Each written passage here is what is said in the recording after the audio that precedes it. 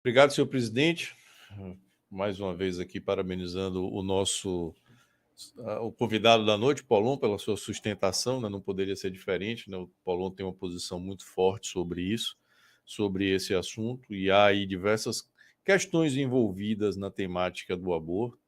Há concepções religiosas, há concepções ideológicas, e eu vou buscar aqui me ater a duas vertentes principais. A primeira, a concepção jurídica, e a segunda, uma concepção de ideologia mesmo, ideológica.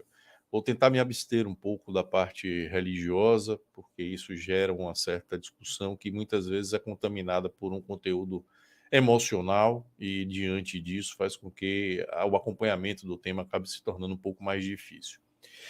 A primeira questão que nós precisamos entender em relação a esse julgamento é bastante óbvia. Isso não é um tema para estar sendo discutido no Poder Judiciário. Ponto.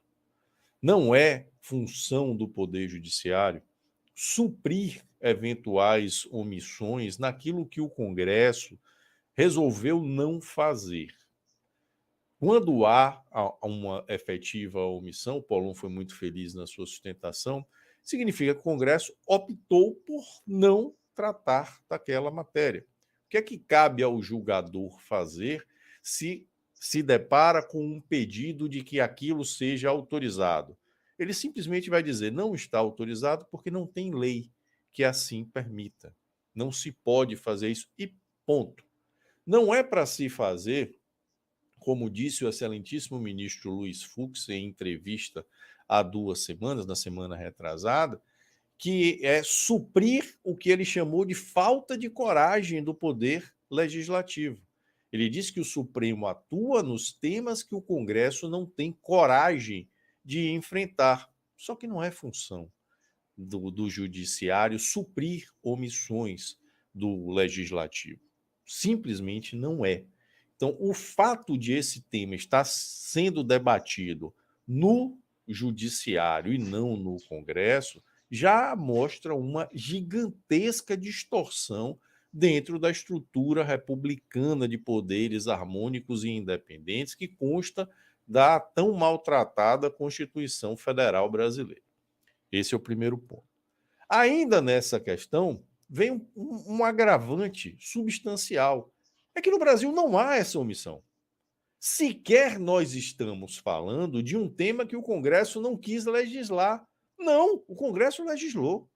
E legislou em uma norma, né, além da criminalização do aborto, que consta do Código Penal, nós temos o Código Civil, que as pessoas parecem que não conhecem. O que é que diz o artigo 2º já do Código Civil?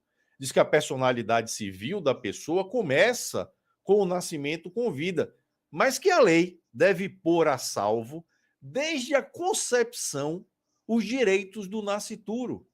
Está no Código Civil. É uma norma estabelecida, aprovada pelo Congresso.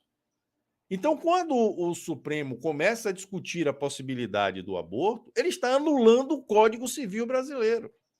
Não é uma questão de se dizer, o Congresso não quis autorizar o aborto. Não, o Congresso proibiu. O Congresso proibiu. E o que se está buscando é reescrever o que o Congresso decidiu. É reescrever a lei matriz das relações cíveis que são estabelecidas no país, que é o Código Civil, a Lei 10.406, que está estabelecida aqui no Brasil. Pior do que isso, vamos além disso.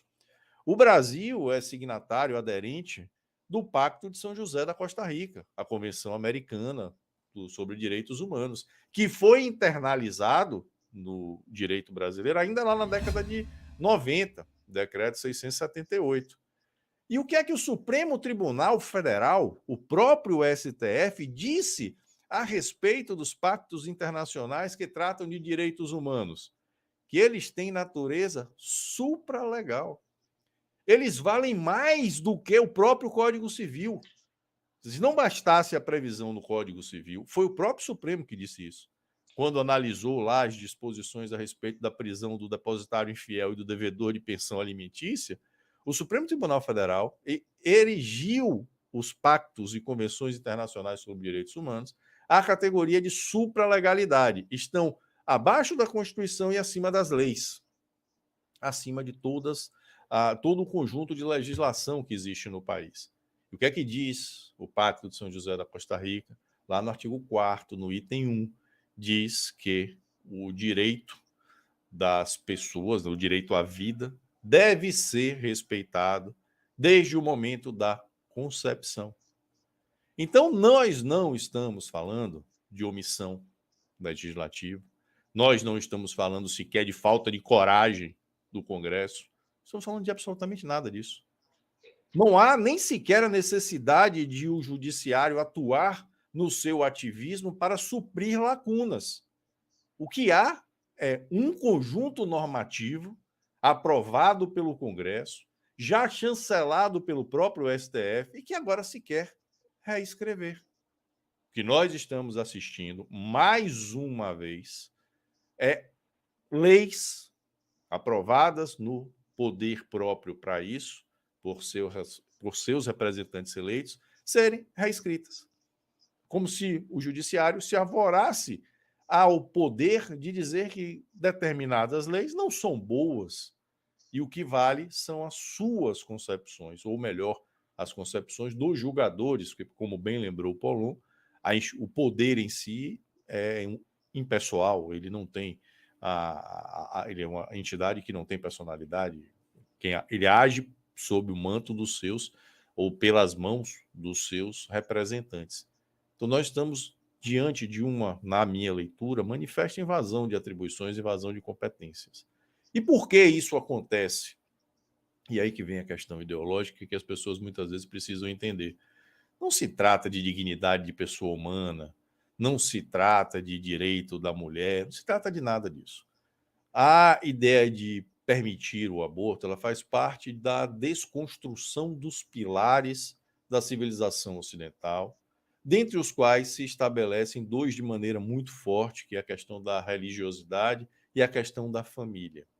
A partir do momento que se banaliza a possibilidade de aborto, se fragiliza a construção dos núcleos familiares, que são aqueles que dão solidez ao indivíduo, sobretudo aqueles de formação mais conservadora, para os aspectos da sua própria vida. O indivíduo, a partir do momento que constitui a sua família, ele consegue se desenvolver, porque ele passa a ter estímulos para isso, ele tem quem dependa dele. E é natural, é atávico do ser humano esse tipo de desenvolvimento. E o que se busca é desconstruir esses vínculos para fragilizar o indivíduo. Aí, no caso, se tomando a mulher como pretexto, que seriam os primeiros, as primeiras, né, o primeiro gênero a ser fragilizado, e, em consequência, os reflexos disso se expandiriam para as unidades familiares. E o indivíduo fragilizado é muito mais facilmente dominado pelo Estado. Então, nós não estamos diante de uma discussão que seja uma discussão sobre mulheres, sobre feminismo, sobre liberdade individual, sobre dignidade. Não é nada disso que se está tratando. Estamos diante também de uma tentativa, e o pedido que foi formulado, vindo de quem vem, deixa isso muito claro, de desconstrução de mais um dos pilares que são os grandes balizadores da estruturação sólida da civilização ocidental. Então é disso que se trata em essência. Portanto, acho que, concluindo o meu voto, né, a minha posição, sou radicalmente contrário a que esse tema seja decidido pelo Supremo Tribunal Federal. Ele não deveria nem sequer estar sendo ali discutido, porque nós temos legislação para isso. E muito mais do que isso, sou radicalmente contra que esse julgamento resulte na reescritura das leis. Se nós temos um ordenamento jurídico, é ele que tem que valer. Não cabe a um poder não eleito reescrever aquilo que os representantes do povo escolheram colocar para reger as relações aqui no Brasil.